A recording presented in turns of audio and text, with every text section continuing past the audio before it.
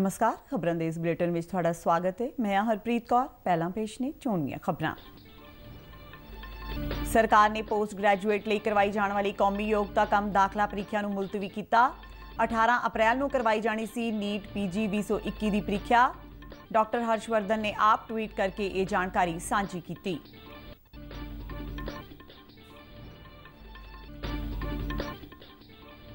पंजवीं 8वीं ते 10वीं जमात दी परीक्षावां नूं लैके मुख्यमंत्री कैप्टन अमरिंदर सिंह दा वड्डा ऐलान। सारे विद्यार्थियों नूं बिना कोई इम्तिहान दिते अगली जमात विच प्रमोट किया।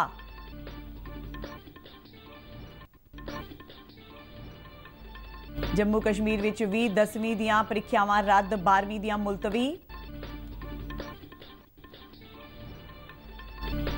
केंद्र सरकार ने कोरोना के वध रहे मामलों दरमियान भरोसा दवाया कि देश में ऑक्सीजन का लोड़ींदा स्टाक उपलब्ध है। देश में चली 4 दिन विशेष टीकाकरण मुहिम दौरान वक्-वक् उम्र वर्ग के 1 करोड़ 28 लाख तो वध लाभपात्रियों को टीके लगाए गए। बीते दिन 33 लाख तो वध लाभपात्रियों को वैक्सीनेशन मुहैया करवाई गई। मुख्यमंत्री कैप्टन अमरिंदर सिंह ने कोविड के फैलाव को रोकने लिए निर्धारित सेहत प्रोटोकॉल को सख्ती नाल लागू करने की हदायत दी। रोजाना टीकाकरण की गिनती वधा के 2 लाख करन अते एकांतवास विच रह रहे व्यक्तियों की नज़रसानी लिए विशेष कंट्रोल रूम बनाने की सलाह दी। ते भारतीय हवाई फौज के कमांडरां की कॉन्फ्रेंस नवी दिल्ली विच। रक्षा मंत्री राजनाथ सिंह ने कमांडरां नूं भविख के खतरिਆਂ का मुकाबला करने लिए अपनी समर्था ਵਧਾਉਣ ते लंबे समय ਦੀਆਂ योजनावां ते रणनीतियां तैयार करने की दित्ती सलाह।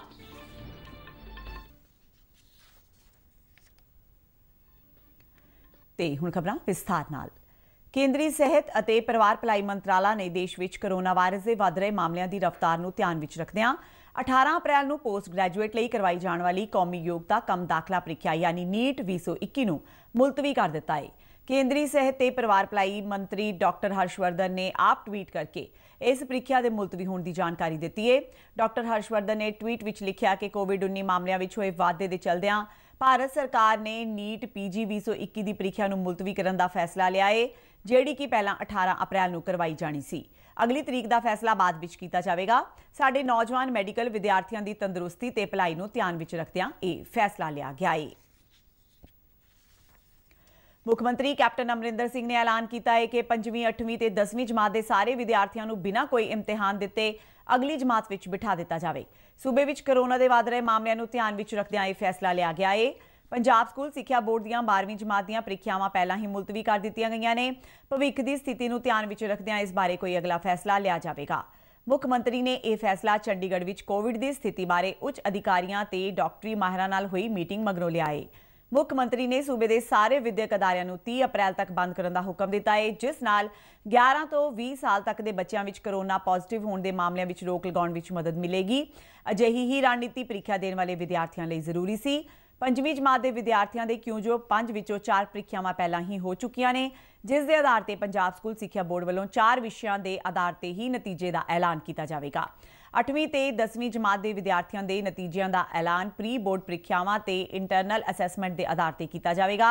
इस बारे मुख्यमंत्री वालों सिक्ख्या विभाग को लोड़ींदियां हदायतां दे दित्तियां गईआं ने। मुख्यमंत्री ने इस हफ्ते के शुरू में केंद्रीय सिक्ख्या मंत्री को एक चिट्ठी लिखी सी। उन्होंने महामारी के चलदिआं केंद्र वालों 12वीं जमात दी परीक्षावां मुलतवी करन ते 10वीं जमात दी परीक्षावां रद्द करने के फैसले का भी स्वागत किया है। मीटिंग में डॉक्टरी सिक्ख्या मंत्री ओपी सोनी, सिक्ख्या मंत्री विजेंद्र सिंगला, मुख सकत्तर विनी महाजन, सूबा पुलिस मुखी दिनकर गुप्ता ते होर सीनियर अधिकारी हाज़र सन। देश भर में कोरोना के मामलों को ध्यान में रखदिआं वक्-वक् सूबों वालों इन्हां ते ठल पाउण लई कई उपराले किए जा रहे हैं। केंद्र शासित प्रदेश जम्मू कश्मीर में 10वीं दी परीक्षावां रद्द कर दित्तियां गईआं ने। प्री बोर्ड परीक्षावां ते इंटरनल असैसमेंट के आधार पर विद्यार्थियों को प्रमोट किया जाएगा। जम्मू कश्मीर में 12वीं की परीक्षा भी मुलतवी कर दिता गया है। 12वीं की परीक्षा बारे 1 महीने मगरों समीक्षा मीटिंग की जाएगी। महाराष्ट्र में अगले 15 दिनों लिए सख्त पाबंदियां लागू की गई ने। उत्तर प्रदेश के 10 होरना जिलों में कर्फ्यू लगाया गया है। देश के 10 सूबे कोरोना के नवे मामलों में लगातार वाधा दर्ज करवा रहे हैं, जिन्हां विच महाराष्ट्र, पंजाब, छत्तीसगढ़ ते उत्तर प्रदेश शामिल ने। कोविड कारण देश में मैडिकल ऑक्सीजन की वधदी मांग दरमियान केंद्र सरकार ने भरोसा दिता है कि देश में ऑक्सीजन के लोड़ींदे स्टॉक मौजूद ने। केंद्रीय सेहत ते परिवार भलाई मंत्रालय ने दस्सिया कि इस समय देश में 50,000 ਮੀਟ੍ਰਿਕ ਟਨ ਆਕਸੀਜਨ ਸਟਾਕ ਉਪਲਬਧ ਹੈ। ਮੰਤਰਾਲਾ ਨੇ ਇਹ ਵੀ ਦੱਸਿਆ ਕਿ ਭਾਰਤ ਵਿੱਚ ਰੋਜ਼ਾਨਾ ਆਕਸੀਜਨ ਦੀ ਉਤਪਾਦਨ ਸਮਰੱਥਾ 7,000 ਮੀਟ੍ਰਿਕ ਟਨ ਤੋਂ ਵੱਧ ਹੈ। ਇਸ ਦੇ ਨਾਲ ਆਕਸੀਜਨ ਉਤਪਾਦਨ ਸਮਰੱਥਾ ਨੂੰ ਹੋਰ ਵਧਾਇਆ ਜਾ ਰਿਹਾ ਹੈ। ਕੇਂਦਰ ਸਰਕਾਰ ਨੇ ਸੂਬਿਆਂ ਨੂੰ ਆਕਸੀਜਨ ਦੀ ਵੱਧਦੀ ਮੰਗ ਦੇ ਮੱਦੇਨਜ਼ਰ ਮੈਡੀਕਲ ਆਕਸੀਜਨ ਦੀ ਵਰਤੋਂ ਨੂੰ ਤਰਕਸੰਗਤ ਬਣਾਉਣ ਤੇ ਇਸ ਦੀ ਬਰਬਾਦੀ ਰੋਕਣ ਲਈ ਆਖਿਆ ਹੈ। ਕੇਂਦਰ ਸਰਕਾਰ ਦੇ ਉੱਚ ਤਾਕਤੀ ਗਰੁੱਪ ਨੇ ਵੀ ਲੋੜੀਂਦੀ ਮੈਡੀਕਲ ਆਕਸੀਜਨ ਦੀ ਉਪਲਬਧਤਾ ਨੂੰ ਯਕੀਨੀ ਬਣਾਉਣ ਦਾ ਕੰਮ ਸ਼ੁਰੂ ਕੀਤਾ ਹੈ। ਸਰਕਾਰ ਨੇ ਭਰੋਸਾ ਦਿੱਤਾ ਹੈ ਕਿ ਸਟੀਲ ਪਲਾਂਟਾਂ ਵਿੱਚ ਉਪਲਬਧ ਵਾਧੂ ਆਕਸੀਜਨ ਨੂੰ ਵੀ ਲੋੜ ਅਨੁਸਾਰ ਵਰਤਿਆ ਜਾਵੇਗਾ। ਕੇਂਦਰ ਨੇ ਸੂਬਿਆਂ ਨੂੰ ਵੱਖ-ਵੱਖ ਜ਼ਿਲ੍ਹਿਆਂ ਵਿੱਚ ਆਕਸੀਜਨ ਦੀ ਨਿਰਵਿਘਨ ਸਪਲਾਈ ਲਈ ਕੰਟਰੋਲ ਰੂਮ ਸਥਾਪਿਤ ਕਰਨ ਲਈ ਕਿਹਾ ਹੈ। ਕੇਂਦਰ ਸਰਕਾਰ ਨੇ ਦੇਸ਼ ਦੇ ਵੱਧ ਪ੍ਰਭਾਵਿਤ ਸੂਬਿਆਂ ਨੂੰ ਆਕਸੀਜਨ ਦੀ ਸਪਲਾਈ ਯਕੀਨੀ ਬਣਾਉਣ ਲਈ ਵੀ ਕਈ ਉਪਾਅ ਕੀਤੇ ਨੇ। ਕੋਵਿਡ-19 ਖਿਲਾਫ ਲੜਾਈ ਦੌਰਾਨ ਭਾਰਤ ਨੇ ਵੈਕਸੀਨੇਸ਼ਨ ਦੇ ਨਵੇਂ ਅੰਕੜੇ ਨੂੰ ਹਾਸਲ ਕੀਤਾ ਹੈ। ਪ੍ਰਧਾਨ ਮੰਤਰੀ ਨਰਿੰਦਰ ਮੋਦੀ ਵੱਲੋਂ ਦਿੱਤੇ ਗਏ ਸੱਦੇ ਤੋਂ ਬਾਅਦ ਦੇਸ਼ ਭਰ ਵਿੱਚ 4 ਦਿਨ ਦੀ ਵਿਸ਼ੇਸ਼ ਟੀਕਾਕਰਨ ਮੁਹਿੰਮ ਚਲਾਈ ਗਈ ਸੀ। ਇਸ ਦੌਰਾਨ ਵੱਖ-ਵੱਖ ਉਮਰ ਵਰਗ ਦੇ 1 ਕਰੋੜ 28 ਲੱਖ ਤੋਂ ਵੱਧ ਲਾਭਪਾਤਰੀਆਂ ਨੂੰ ਟੀਕੇ ਲਗਾਏ ਗਏ ਨੇ। ਟੀਕਾ ਉਤਸਵ ਦੇ ਦੌਰਾਨ ਪ੍ਰਾਈਵੇਟ ਤੇ ਜਨਤਕ ਥਾਵਾਂ ਤੇ ਕਈ ਕੰਮਕਾਜ ਵਾਲੇ ਅਦਾਰਿਆਂ ਵਿੱਚ ਵੈਕਸੀਨੇਸ਼ਨ ਕੇਂਦਰ ਬਣਾਏ ਗਏ ਸਨ। ਦੇਸ਼ ਭਰ ਵਿੱਚ ਟੀਕਾਕਰਨ ਮੁਹਿੰਮ ਦੌਰਾਨ ਜਿੱਥੇ ਹੁਣ ਤੱਕ ਰੋਜ਼ਾਨਾ ਔਸਤਨ 45,000 ਵੈਕਸੀਨੇਸ਼ਨ ਕੇਂਦਰ ਆਪਣੀਆਂ ਸੇਵਾਵਾਂ ਦੇ ਰਹੇ ਨੇ, ਉੱਥੇ ਇਹਨਾਂ 4 ਦਿਨਾਂ ਦੌਰਾਨ ਲਗਭਗ 20,000 ਵਾਧੂ ਵੈਕਸੀਨੇਸ਼ਨ ਕੇਂਦਰਾਂ ਨੇ ਆਪਣੀਆਂ ਸੇਵਾਵਾਂ ਦਿੱਤੀਆਂ। ਹੁਣ ਤੱਕ ਚੱਲ ਰਹੀ ਟੀਕਾਕਰਨ ਮੁਹਿੰਮ ਦੌਰਾਨ ਐਤਵਾਰ ਵਾਲੇ ਦਿਨ ਆਮ ਤੌਰ ਤੇ ਗਿਰਾਵਟ ਦਰਜ ਕੀਤੀ ਜਾਂਦੀ ਸੀ। ਇਸ ਵਾਰ ਟੀਕਾਕਰਨ ਉਤਸਵ ਦੇ ਪਹਿਲੇ ਦਿਨ 27 ਲੱਖ ਤੋਂ ਵੱਧ ਲਾਭਪਾਤਰੀਆਂ ਨੂੰ ਟੀਕੇ ਲਗਾਏ ਗਏ। ਬੀਤੇ ਦਿਨ 33 ਲੱਖ ਤੋਂ ਵੱਧ ਲਾਭਪਾਤਰੀਆਂ ਨੂੰ ਕੋਰੋਨਾ ਰੋਕੂ ਟੀਕੇ ਲਗਾਏ ਗਏ। ਇਸ ਮੁਹਿੰਮ ਦੌਰਾਨ ਮਹਾਰਾਸ਼ਟਰ, ਉੱਤਰ ਪ੍ਰਦੇਸ਼ ਤੇ ਰਾਜਸਥਾਨ 3 ਅਜਿਹੇ ਸੂਬੇ ਰਹੇ ਜਿੱਥੇ ਇਸ ਮੁਹਿੰਮ ਦੌਰਾਨ 1 ਕਰੋੜ ਤੋਂ ਵੱਧ ਲਾਭਪਾਤਰੀਆਂ ਨੂੰ ਟੀਕੇ ਲਗਾਏ ਗਏ। ਇਸੇ ਦੌਰਾਨ ਕੋਰੋਨਾ ਵਿਰੁੱਧ ਟੀਕਾਕਰਨ ਦੇ ਕੰਮ ਵਿੱਚ ਤੇਜ਼ੀ ਆਈ ਹੈ। ਸਿਹਤ ਮੰਤਰਾਲਾ ਦੇ ਅੰਕੜਿਆਂ ਅਨੁਸਾਰ ਅੱਜ ਸਵੇਰੇ 8 ਵਜੇ ਤੱਕ 11 ਕਰੋੜ 44 ਲੱਖ 93,238 ਲਾਭਪਾਤਰੀਆਂ ਨੂੰ ਕੋਵਿਡ ਟੀਕੇ ਦੀ ਖੁਰਾਕ ਦਿੱਤੀ ਜਾ ਚੁੱਕੀ ਸੀ, ਜਿਨ੍ਹਾਂ ਵਿੱਚੋਂ 33 ਲੱਖ 13,848 ਲਾਭਪਾਤਰੀਆਂ ਨੂੰ ਬੀਤੇ 24 ਘੰਟਿਆਂ ਦੌਰਾਨ ਇਹ ਖੁਰਾਕ ਦਿੱਤੀ ਗਈ। ਮੁੱਖ ਮੰਤਰੀ ਕੈਪਟਨ ਅਮਰਿੰਦਰ ਸਿੰਘ ਨੇ ਕੋਵਿਡ ਦੇ ਫੈਲਾਅ ਨੂੰ ਰੋਕਣ ਲਈ ਨਿਰਧਾਰਿਤ ਸਿਹਤ ਪ੍ਰੋਟੋਕਾਲ ਨੂੰ ਸਖਤੀ ਨਾਲ ਲਾਗੂ ਕਰਨ ਦੇ ਨਾਲ ਰੋਜ਼ਾਨਾ ਟੀਕਾਕਰਨ ਦੀ ਖੁਰਾਕ ਵਧਾ ਕੇ 2 ਲੱਖ ਕਰਨ ਅਤੇ ਘਰੇਲੂ ਇਕਾਂਤਵਾਸ ਵਿੱਚ ਰਹਿ ਰਹੇ ਵਿਅਕਤੀਆਂ ਦੀ ਨਜ਼ਰਸਾਨੀ ਲਈ ਵਿਸ਼ੇਸ਼ ਕੰਟਰੋਲ ਰੂਮ ਬਣਾਉਣ ਦੀ ਹਦਾਇਤ ਦਿੱਤੀ ਹੈ। ਕੋਰੋਨਾ ਕਾਰਨ ਮੌਤ ਦੇ ਵਧ ਰਹੇ ਮਾਮਲਿਆਂ ਤੇ ਨਵੇਂ ਪੁਸ਼ਟੀ ਵਾਲੇ ਅੰਕੜਿਆਂ ਦਾ ਹਵਾਲਾ ਦਿੰਦਿਆਂ ਮੁੱਖ ਮੰਤਰੀ ਨੇ ਕਿਹਾ ਕਿ ਜਿਨ੍ਹਾਂ ਇਲਾਕਿਆਂ ਵਿੱਚ ਕੁਝ ਸਖਤੀਆਂ ਲਾਗੂ ਕੀਤੀਆਂ ਗਈਆਂ ਨੇ, ਉਹਨਾਂ ਵਿੱਚ ਚੰਗੇ ਨਤੀਜੇ ਸਾਹਮਣੇ ਆ ਰਹੇ ਨੇ। ਮੁੱਖ ਮੰਤਰੀ ਨੇ ਵਧੇਰੇ ਕੋਰੋਨਾ ਪੋਜ਼ਿਟਿਵ ਮਾਮਲਿਆਂ ਵਾਲੇ ਖੇਤਰਾਂ ਵਿੱਚ ਸਖਤੀ ਹੋਰ ਕਰੜੇ ਢੰਗ ਨਾਲ ਲਾਗੂ ਕਰਨ ਦੀ ਲੋੜ ਤੇ ਜ਼ੋਰ ਦਿੱਤਾ। ਮੁੱਖ ਮੰਤਰੀ ਨੇ ਦੱਸਿਆ ਕਿ ਸੂਬੇ ਦੀ ਪੋਜ਼ਿਟਿਵਿਟੀ ਦਰ ਇਸ ਵੇਲੇ 8.1% ਹੈ। ਦਸੰਬਰ 2020 ਤੱਕ 40 ਸਾਲ ਤੋਂ ਘੱਟ ਉਮਰ ਵਰਗ ਵਿੱਚ ਪੋਜ਼ਿਟਿਵਿਟੀ ਦਰ 54% ਦਰਜ ਕੀਤੀ ਜਾ ਰਹੀ ਸੀ, ਜਿਹੜੀ ਮਾਰਚ 2021 ਵਿੱਚ ਘਟ ਕੇ 50% ਰਹਿ ਗਈ ਹੈ। ਇਸੇ ਤਰ੍ਹਾਂ 60 ਸਾਲ ਤੋਂ ਘੱਟ ਉਮਰ ਵਰਗ ਦੇ ਕੋਰੋਨਾ ਮਰੀਜ਼ਾਂ ਵਿੱਚ ਮੌਤ ਦੀ ਦਰ ਪਿਛਲੇ ਸਾਲ ਸਤੰਬਰ ਦੇ ਮਹੀਨੇ ਵਿੱਚ 50% ਦੇ ਆਸ-ਪਾਸ ਦਰਜ ਕੀਤੀ ਗਈ ਸੀ, ਜਿਹੜੀ ਪਿਛਲੇ ਮਹੀਨੇ ਘਟ ਕੇ 40% ਰਹਿ ਗਈ ਹੈ। ਮੁੱਖ ਮੰਤਰੀ ਨੇ ਵੱਖ-ਵੱਖ ਮੰਤਰੀਆਂ, ਸੀਨੀਅਰ ਪ੍ਰਸ਼ਾਸਨਿਕ ਤੇ ਪੁਲਿਸ ਅਧਿਕਾਰੀਆਂ ਨਾਲ ਵਰਚੁਅਲ ਮੀਟਿੰਗ ਦੀ ਪ੍ਰਧਾਨਗੀ ਕਰਦਿਆਂ ਸੂਬੇ ਵਿੱਚ ਕੋਰੋਨਾ ਦੀ ਮੌਜੂਦਾ ਸਥਿਤੀ ਅਤੇ ਟੀਕਾਕਰਨ ਦਾ ਜਾਇਜ਼ਾ ਵੀ ਲਿਆ। ਮੁੱਖ ਮੰਤਰੀ ਨੇ ਸਪਸ਼ਟ ਕੀਤਾ ਕਿ ਵਿਸ਼ੇਸ਼ ਤੌਰ ਤੇ ਬਣਾਏ ਗਏ ਕੰਟਰੋਲ ਰੂਮਾਂ ਵਿੱਚ ਢਿੱਲ-ਮੱਠ ਦੀ ਕੋਈ ਗੁੰਜਾਇਸ਼ ਨਹੀਂ ਹੈ। ਅਜਿਹੇ ਕੇਂਦਰਾਂ ਵਿੱਚ ANM, ਆਸ਼ਾ ਵਰਕਰ, ਮੈਡੀਕਲ ਕਾਲਜਾਂ ਦੇ ਵਿਦਿਆਰਥੀਆਂ ਦੀਆਂ ਸੇਵਾਵਾਂ ਲਈਆਂ ਜਾ ਰਹੀਆਂ ਨੇ, ਜਿਹੜੇ ਫੋਨ ਤੋਂ ਇਲਾਵਾ ਸਿੱਧੇ ਤੌਰ ਤੇ ਪੋਜ਼ਿਟਿਵ ਵਿਅਕਤੀਆਂ ਨਾਲ ਸੰਪਰਕ ਸਥਾਪਿਤ ਕਰਕੇ ਉਹਨਾਂ ਦੀ ਸਥਿਤੀ ਵਿੱਚ ਦਿਨੋ-ਦਿਨ ਹੋ ਰਹੇ ਸੁਧਾਰ ਦਾ ਜਾਇਜ਼ਾ ਲੈਂਦੇ ਨੇ।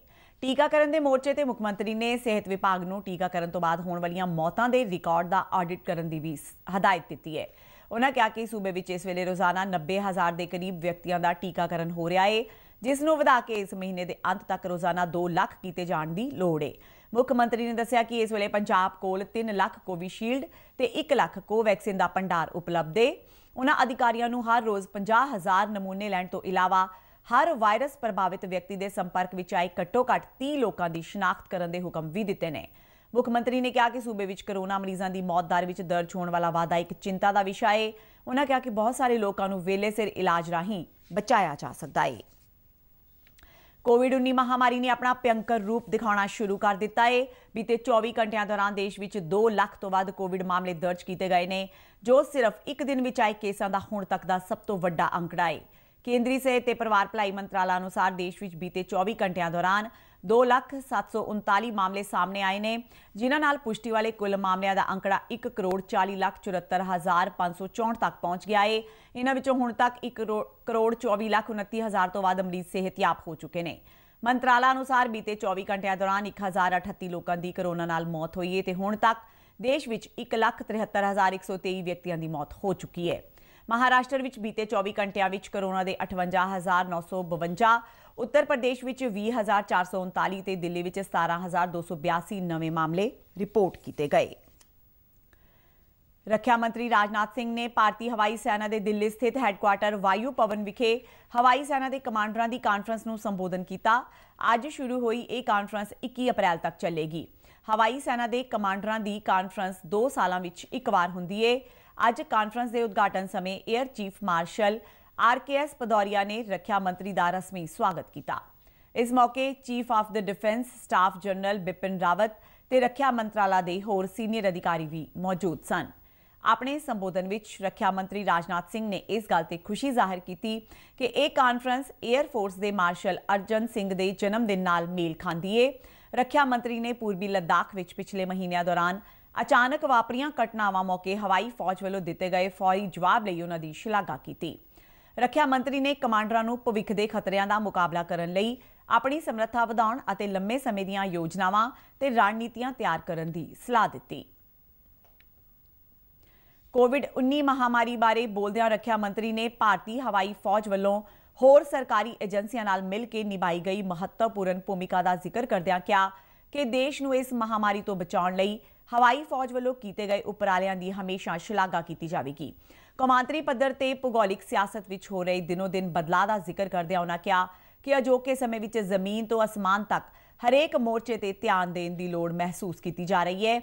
मौजूदा समय विच जंग के जमीनी पहलुआं का जिक्र करदियां राजनाथ सिंह ने कहा कि अज तकनीकी समर्था ਵਧਾਉਣ ते तकनोलॉजी की सुचज्जी वरतों करन दा समां है। प्रधानमंत्री नरेंद्र मोदी के आत्मनिर्भर दृष्टिकोण का जिक्र करदियां रक्षा मंत्री ने कहा कि देश के बुनियादी रक्षा ढांचे विच इस हकीकत नूं हलाशेरी देण दी लोड़ है। उन्होंने कहा कि घरेलू रक्षा सनत नूं पिछले कुछ सालों दौरान चंगा हुलारा मिलिया है। स्वदेशीकरण की सोच नाल सरहदी सुरक्षा होर मजबूत हुई है। उन्होंने कहा कि कौमी सुरक्षा और आर्थिक विकास देश की रणनीति के 2 अहम पहलू ने। रक्षा मंत्री ने कमांडरां नूं अपील की कि वह इस कानफ्रेंस दौरान प्रधानमंत्री नरेंद्र मोदी वालों जारी कीतियां गईयां सारियां हदायतां दा जायजा लैण ते उस नूं लागू करन दे ढंग तरीके सुझाउण।